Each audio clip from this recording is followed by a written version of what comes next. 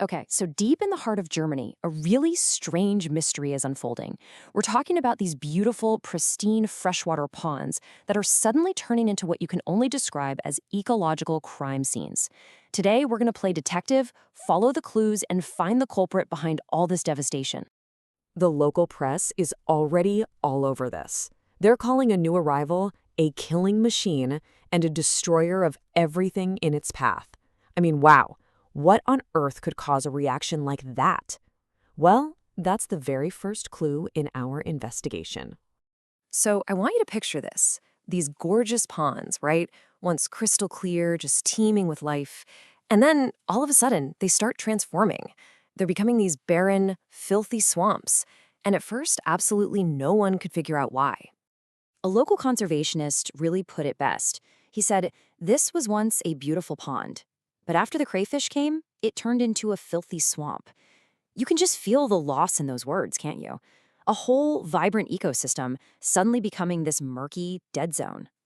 And who are the victims here? Well, native frogs and amphibians are just vanishing. The rare European pond turtle, which was the focus of a huge conservation effort, is losing its home. Even the dragonfly populations are plummeting because their larvae are getting eaten. What we're seeing is an entire food web just collapsing from the bottom up. So the big question is, who or what is responsible for all this destruction? It's time to unmask our prime suspect. Okay, meet our prime suspect, a species called the calico crayfish. And here's the absolute crucial clue. It's not from Germany. Not at all. This is an invasive species, all the way from North America. And believe me, it is perfectly equipped for a hostile takeover. So let's look at the suspect's rap sheet. First off, it's a voracious omnivore. I mean, it eats everything. Plants, insect larvae, tadpoles, you name it. It also reproduces at an absolutely explosive rate, maturing in just a few months. It's a carrier of the deadly crayfish plague. And to top it all off, this thing is incredibly resilient. It can actually travel over land to find new ponds to invade. A total nightmare. And if you want to understand its reproductive power, just look at this number, 500. A single female can lay up to 500 eggs.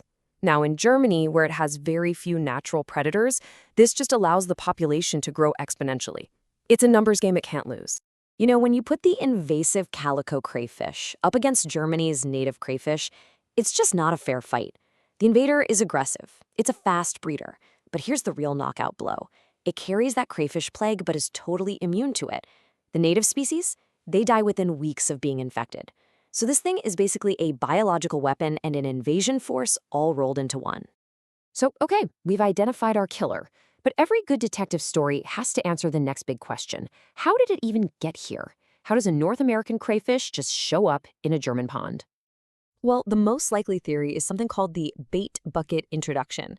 Near the epicenter of the whole outbreak is a former military airbase where Canadian soldiers were stationed until 1993.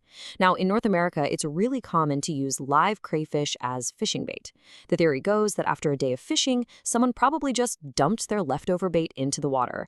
And with this species, all it takes is one single pregnant female to start an invasion. Just think about that. One simple, thoughtless act with truly catastrophic consequences. So, with the invader identified, the story now shifts to a desperate fight. You've got scientists and conservationists on the front lines, just trying to protect what's left of these fragile ecosystems. But really, how do you stop an enemy that multiplies this quickly?